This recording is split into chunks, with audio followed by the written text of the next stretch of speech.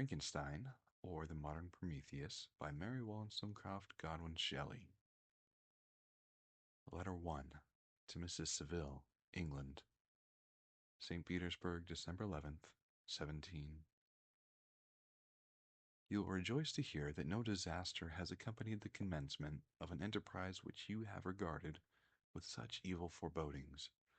I arrived here yesterday, and my first task is to assure my dear sister of my welfare and increasing confidence in the success of my undertaking. I am already far north of London, and as I walk in the streets of Petersburg, I feel a cold northern breeze play upon my cheeks, which braces my nerves and fills me with delight.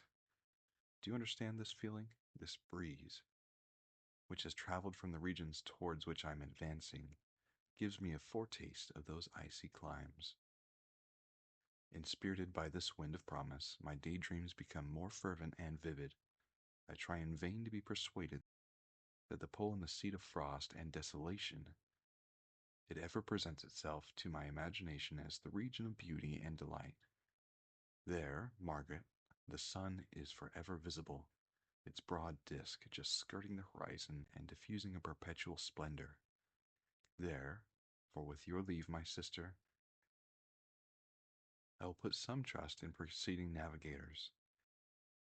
There, snow and frost are banished, and sailing over a calm sea, we may be wafted to a land surpassing in wonders and in beauty every region hitherto discovered on the habitable globe. Its productions and features may be without example, as the phenomena of the heavenly bodies undoubtedly are in those undiscovered solitudes. What may not be expected in a country of eternal light?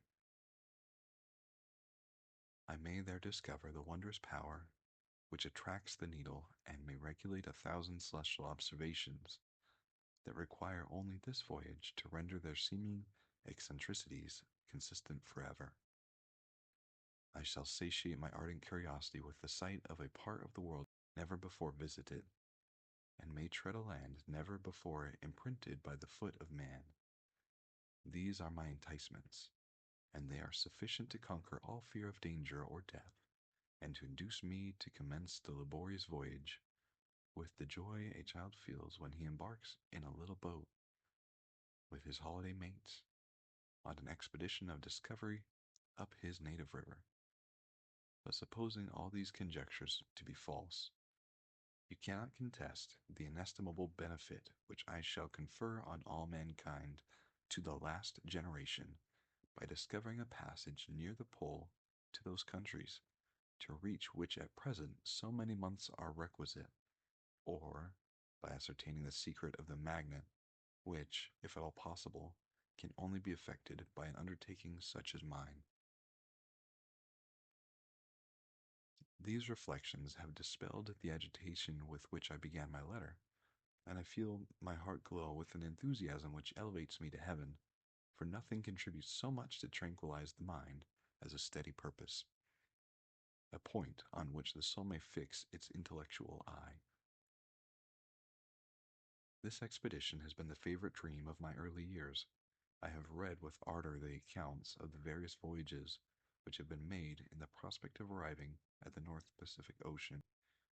Through the seas which surround the pole, you may remember that a history of all the voyages made for purpose of discovery composed the whole of our good Uncle Thomas's library. My education was neglected, yet I was passionately fond of reading.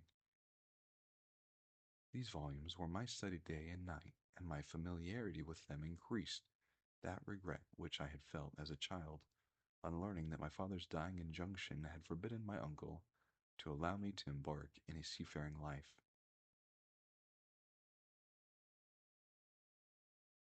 These visions faded when I perused, for the first time, those poets which effusions entranced my soul and lifted it to heaven. I also became a poet, and for 1 year lived in a paradise of my own creation.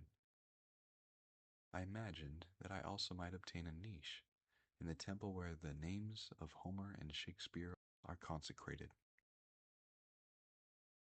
You are well acquainted with my failure and how heavily I bore the disappointment. But just at that time I inherited the fortune of my cousin, and my thoughts were turned in the channel of their earlier bent. 6 years have passed since I resolved on my present undertaking. I can, even now, remember the hour from which I dedicated myself to this great enterprise. I commenced by nearing my body to hardship. I accompanied the whale fishers on several expeditions in the North Sea. I voluntarily endured cold, famine, thirst, and want of sleep. I often worked harder than the common sailors during the day and devoted my nights to the study of mathematics, the theory of medicine, and those branches of physical science from which a naval adventurer might derive the greatest practical advantage. Twice I actually hired myself as an undermate in a Greenland whaler, and acquitted myself to admiration. I must own I felt a little proud when my captain offered me the second dignity in the vessel and entreated me to remain with the greatest earnestness, so valuable did he consider my services. And now, dear Margaret, do I not deserve to accomplish some great purpose? My life might have been passed in ease and luxury, but I preferred glory to every enticement that wealth placed in my path. Oh, that some encouraging voice would answer in the affirmative. My courage and my resolution is firm, but my hopes fluctuate, and my spirits are often depressed. I am about to proceed on a long and difficult voyage, the emergencies of which will demand my fortitude. I am required not only to rise the spirits of others, but sometimes to sustain my own when theirs are failing. This is the most favorable period of traveling in Russia. They fly quickly over the snow in their sledges. The motion is pleasant and, in my opinion, far more agreeable than that of an English stagecoach. The cold is not excessive if you are wrapped in furs, a dress which I have already adopted, for there is a great difference between walking the deck and remaining seated motionless for hours, when no exercise prevents the blood from actually freezing in your veins. I have no ambition to lose my life on the post road between St. Petersburg and Archangel. I shall depart from a latter town in a fortnight or 3 weeks, and my intention is to hire a ship there, which can easily be done by paying the insurance for the owner, and to engage as many sailors as I think necessary among those who are accustomed to the whale fishing. I do not intend to sail until the month of June. And when shall I return? Ah, dear sister, how can I answer this question? If I succeed, many, many months, perhaps years will pass before you and I may meet. If I fail, you'll see me again soon, or never. Farewell, my dear, excellent Margaret. Heaven shower down blessings on you and save me, that I may again and again testify my gratitude for all your love and kindness. Your affectionate brother, R. Walton. And that is it for today's reading. Thank you so much for listening. Again, we are reading Frankenstein, or the Modern Prometheus, which you can find in the public domain. Next time, we will read another letter to Mrs. Seville from Mr. Robert Walton.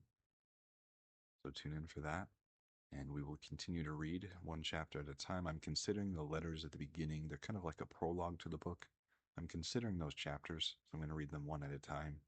There are 4 of them, but we will get into full swing with this book and continue reading it. Make sure after you subscribe to hit the notification bell so that you're notified when I upload a new chapter, and we will carry on. Thank you for listening to Lullabies. Until next time.